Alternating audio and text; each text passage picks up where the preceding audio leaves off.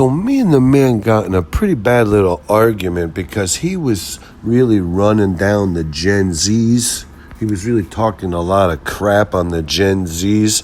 And I said, I'm not so keen on the Gen Zs, but I don't think you really understand what a Gen Z is. The man, he kind of looks at a Gen Z and he thinks of a hippie. The man says, they didn't call us nothing back when I was a kid. I was born in 67, 68, somewhere around there. Kids my age in the late 60s, early 70s, they didn't call us a generation. We were just the kids, like the young guys, They weren't calling us nothing. The greatest generation who ever lived were the old ones that won World War II. By the time we came along, we didn't deserve to be called a generation, but we were okay with it. These Gen Zs, whatever. The man, he carries on about the Gen Zs. He has a problem with the Gen Zs, but I don't even think he understands what a Gen Z really is. But anyways, I said, I don't even think you understand what a Gen Z is. And the man says, you know what? Listen, I don't know how to do that TikTok, but I had gotten on TikTok somehow, and I was listening to this Gen Z girl and all these other people talking back and forth. And this Gen Z girl, she says like this, she goes, well, I'm really a pansexual. And I was like, a pansexual? And the man was like, pansexual. I was like, pansexual. We looked at each other, pansexual.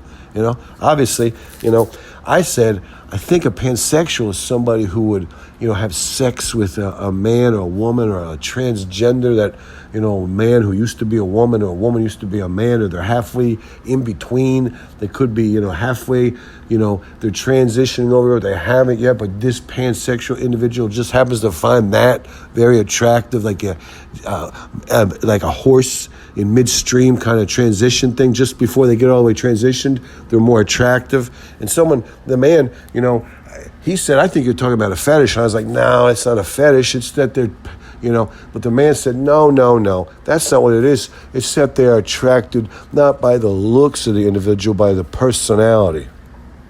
They almost don't even care about the looks.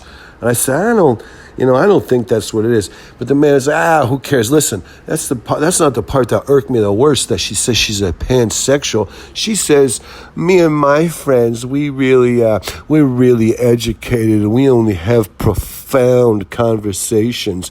We really only talk about news and articles, The funny thing is, she didn't elaborate. I'm like, give me one example. She couldn't give me a single example. And I was like, the man, he's kind of correct. I'm like, where are these kids? Where are they? What are they taking quizzes on BuzzFeed? Help me out here, And then somebody was saying that, the Gen Zs, they're into this turmeric powder. And they think it's going to help the brain health and the Alzheimer's. The Gen Zs basically think if they eat enough turmeric powder, they're going to be okay. And I was like, this is what I said. I said to the man, A, we should probably quit talking about these Gen Zs because neither of us really know what we're talking about. B, they're a turnoff. The Gen Zs they're like a lethargic or ignorant, because I think they're the product of the millennials and the millennials. They're like the first ones that had to be named something, Gen X, Gen Z, Gen Y, whatever. The millennials. The year 2000, you think you have to name yourselves because you happen to be born around the year 2000? What, are you stupid? Doesn't even make any sense. But anyways, I might try some of that turmeric powder, the man said. If it's going to help me get a little less Alzheimer later in life, that might be a good thing. But as far as I was concerned, I was like, these Gen Zs are stupid. But let's just let it go at that.